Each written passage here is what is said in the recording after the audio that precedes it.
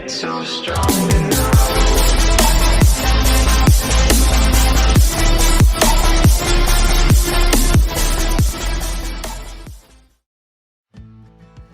Hi, so today is finally the day to where I have enough kitchen scraps, all the scraps that I'm always saving and putting into these bags. I finally have enough to make vegetable stock. So that's what I'm gonna do today.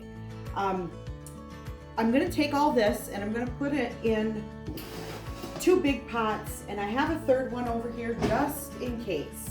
But what I'm gonna do is I'm gonna make stock out of this. I'm gonna put water in here, just a little bit of water, and some salt, pepper, and then I have some chives that I cut this summertime from my chive plants that I have out in my garden.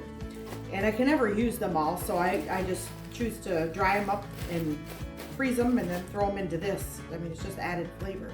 So I'm gonna go ahead and I'm gonna get started. I'm gonna put all of this stuff into here. Like I said, I have a third one over there just in case. And then after it boils and it gets, boiled down to a good watery consistency and a tasty one at that, we're gonna go ahead and we're gonna can them. We're gonna can this. We're gonna pressure can it, but I'll bring you with me and you'll see how I do it. All right, let's get started.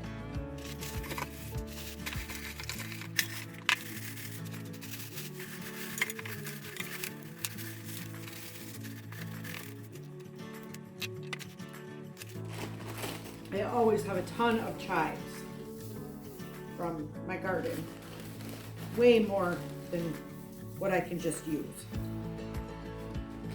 But for this, it's absolutely awesome. I probably have 4 or 5 bags like this.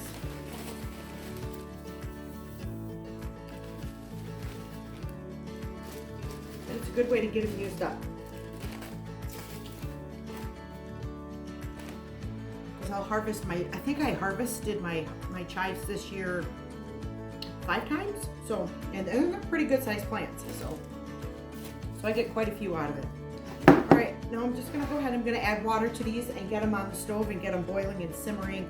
And then, well, we'll go from there. While we have our kitchen scraps boiling, I'm gonna go ahead and I'm gonna get my pressure canner prepped. Because it's got to be used today. And then about 2 tablespoons of just distilled white vinegar in the water. What that does is it stops the jars from getting etched and kind of becoming white and chalky. So we don't like that look. It's kind of icky. But this is a pressure canner. Now, again, this is not for those that have been canning forever, one of the biggest reasons why I'm doing this video is because I didn't know how to. My mom passed away before she could teach me how to pressure can. We had just gotten past the water bath when she passed away. So this part I had to learn by myself and on my own.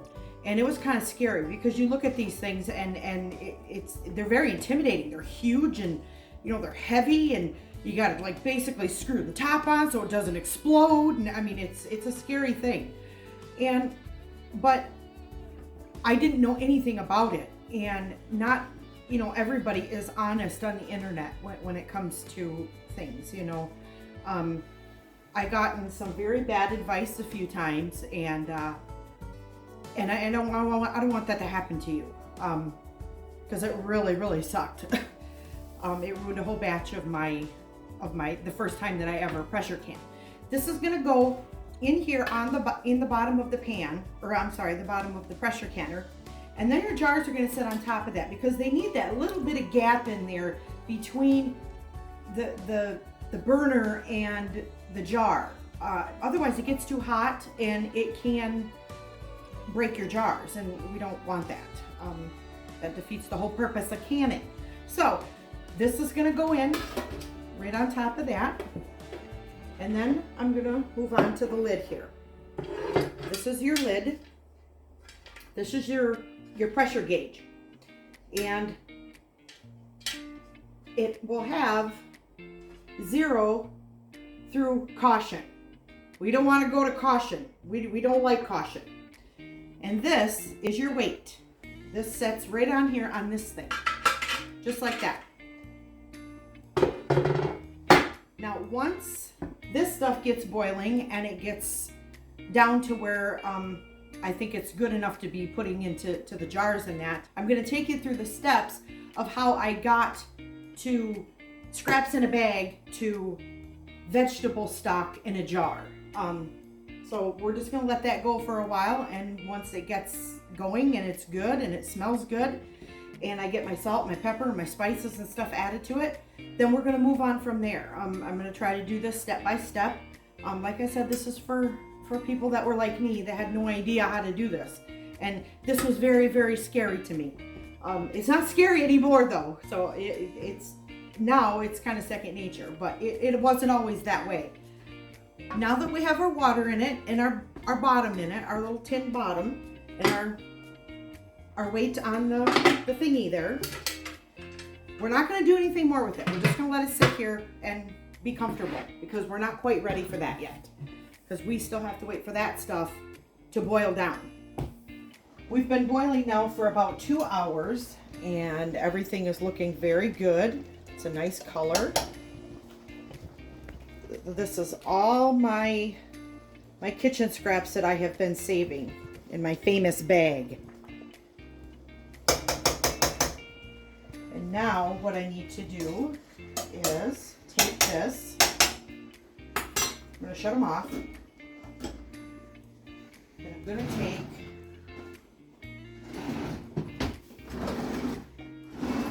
going to take the lighter one, because my husband will have to lift this guy because that's just too heavy for me. But this is pretty light. And now you're going to scoop out or strain it into a bigger colander first, just to get everything that's big out.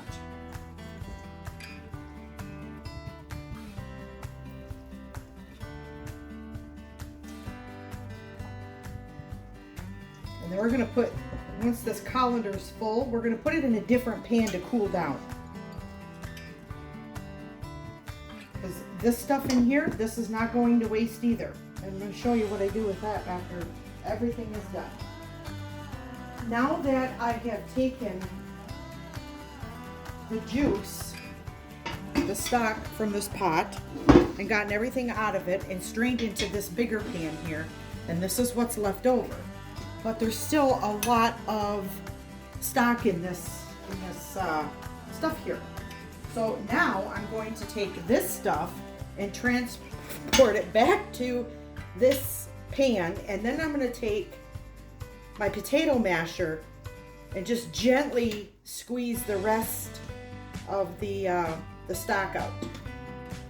So now I'm going to take this drier stuff and I'm going to put it in a different bowl. And we're just going to leave that alone. But I'm going to continue to work on this and squeezing this into here.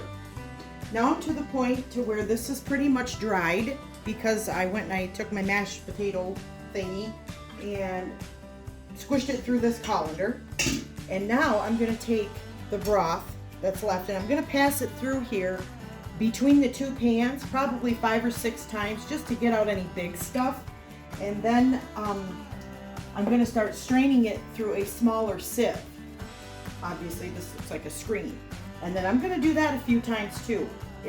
I don't need it perfect. That's not what I'm going for here. I'm more about flavor than perfection. So is it going to have little bits in it? Absolutely. But that just adds to the soup that I'm going to make with this later.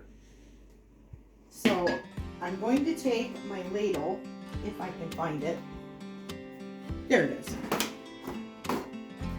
Because this pan is quite big and I can't lift it. So I'm just going to slowly ladle this stuff in here until it's gone. Then we'll see if there's any bigger chunks that were left in there. It's got a beautiful color to it. I would probably use this broth because it's got a darker look to it, and I'm not exactly sure why, but it doesn't really matter because it smells amazing.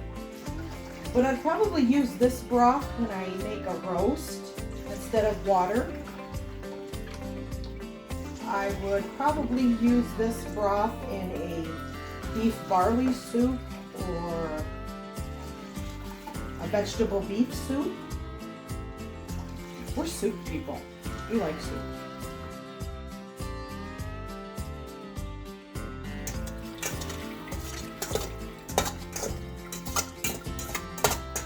And then that's what's left. That's what came out. But I'll run this through there a couple of more times just to be sure. And then we'll move on to the smaller sieve. Now I'm at the point to where I have strained my broth or my stock several times through this, and I'm satisfied that I've gotten all the big chunks out. Now I've got this left, just little stuff in there. So now it's time for this guy's turn.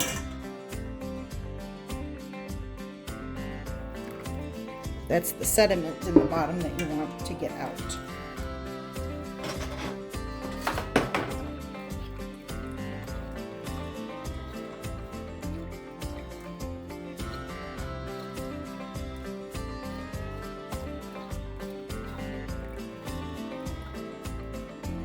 Push my luck too far with this because I don't want to end up putting all of this stuff that I'm taking out of there right back in there. So I'm gonna give that a knock in there.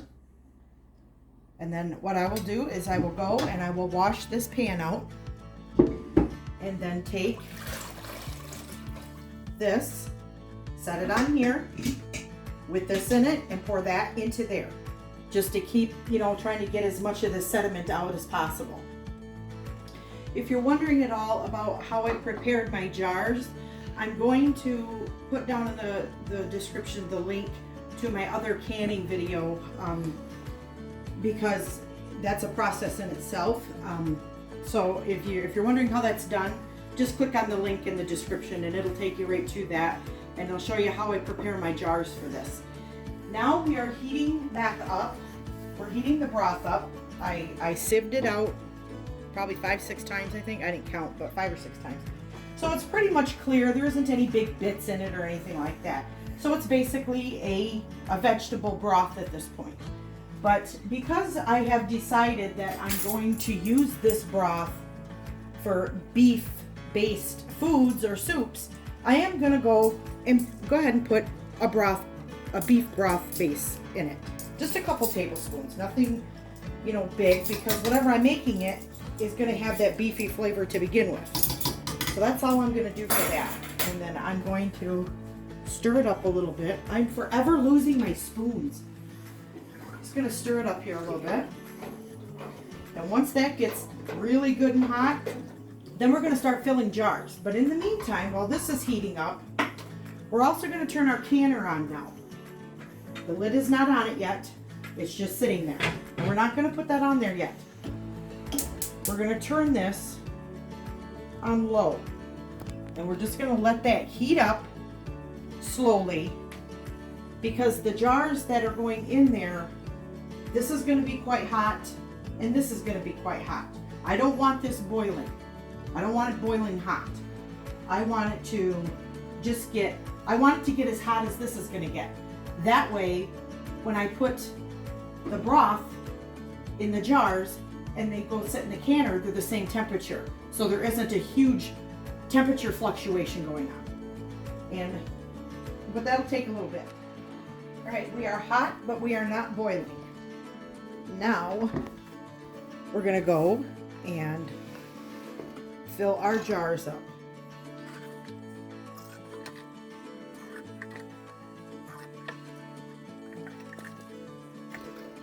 You want to leave about an inch of headspace, which means an inch from this part here, from the top, an inch from the top, kind of like that,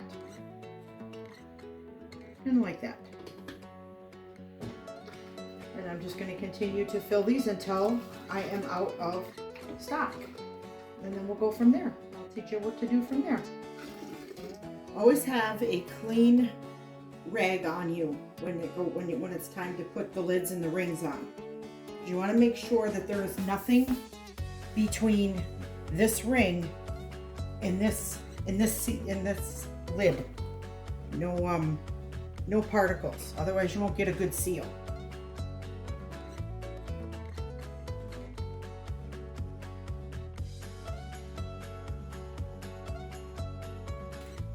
When you put the lids on, you're going to put them on, but you're not going to tighten them down a lot. You're going to tighten them down to the touch. Just kind of like that. Not totally down. And over there, our pressure canner now is at temperature is the same as the broth is now. So there's no fear of them breaking because they're at a different temperature. And one by one, I'm going to bring them over and I'm going to set them down inside of here. My jar grabber.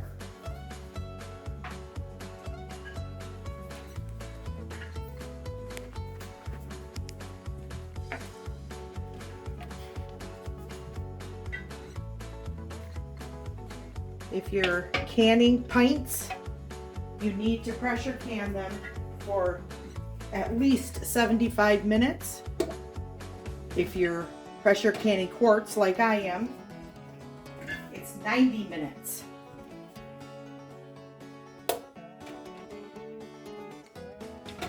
Oh, see, I kind of hurt myself.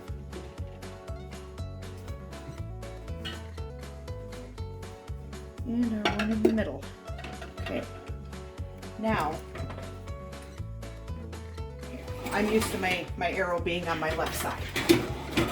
So I have an arrow here on the handle that tells me which way this sits on and locks into place. So you're going to set it on like that. You're going to kind of you might have to fiddle with it a little bit to find its place. And now you're going to lock it. Now it's locked. It can't come off. It's locked. And then we're going to turn this back up. And we're going to go on high now. And this guy right here, you will hear this go like that. And what that's doing is it's letting out a certain amount of pressure to keep it at 15. That's where you want to be. You want to be at 15 pounds of pressure for at least 90 minutes on quarts. And then after my 90 minutes is done, we'll come back and I'll show you exactly what you got to do to get them out of there. Once your pressure gauge here hits 15, that is when your time starts for 90 minutes. Okay, now we're at 90 minutes and it's time to shut it down. And once the PSI gets to 0, then you can go ahead and just pop the lid off. And I'm going to show you how to do that. But never ever take your weight off. Always leave that on there. Just leave that be. Alright, we'll be back once the PSI gets to 0. We are at 0 now. And it took probably about 45 minutes for it to get from 15 PSI down to 0. Now, all you're going to do is you're going to open your lid like this. You're going to open it and then just leave it. Don't take it off. Don't do anything. Just now that it's open just a little bit, leave it that way for about 15 minutes. Because what can happen is if you take the lid off too fast, or if you take this off before it cools down, is that there's something that's called siphoning that happens, which means a lot of your liquid that is in your jars gets sucked out of it, and then you have nothing left in your jars, and then you have to reprocess everything, and then everything basically becomes mush at that point. So that just totally ruins your batch. But you're just going to go ahead, you're just going to slide it off, because if you try to do it too soon, it's not going to let you. It has to be cool enough to where that seal gives, and then it'll open. But don't do it too soon. Don't do it too soon, because you will be sorry, because you won't have any liquid left inside of your jars, and it'll be a mess. So this is it. This is what's left over after I showed you everything. And now this has cooled down a lot, but this is not going to go to waste. What I'm going to do is I'm going to put this into a gallon Ziploc bags.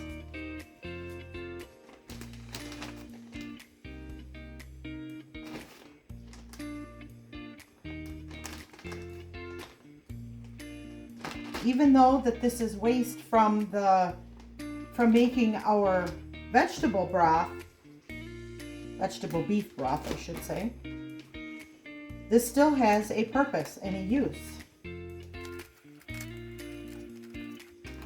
I think that is probably full enough. Wipe my hand off here real quick. I'm going to seal this. And now I have this bag. And what I'm going to do with this bag is I'm going to box it up. I'm going to put it in a box. And because we live in a climate that is very, very cold, I'm going to freeze it first, and then I'm going to put it in a box with other ones that I have. Excuse me. And then come springtime, I'm going to thaw these out, put them in a blender, make like a slurry out of them. And then this becomes compost. So nothing is wasted, nothing. So, and I like that. And your gardens love it too. So it's definitely worth the process of doing this, because this is going to get you the vegetables that you're going to eat, and then you're going to have leftovers from, or scraps from, that you're going to make broth with. And it's a big circle, you know, it goes on every year. And my gardens explode because of natural organic scraps. So, but I have raised beds, so when it comes to compost, I don't have a lot of patience when it comes to that. So that's the reason why I blend them up with distilled water, is in the blender, is that way it'll decompose faster in my raised beds.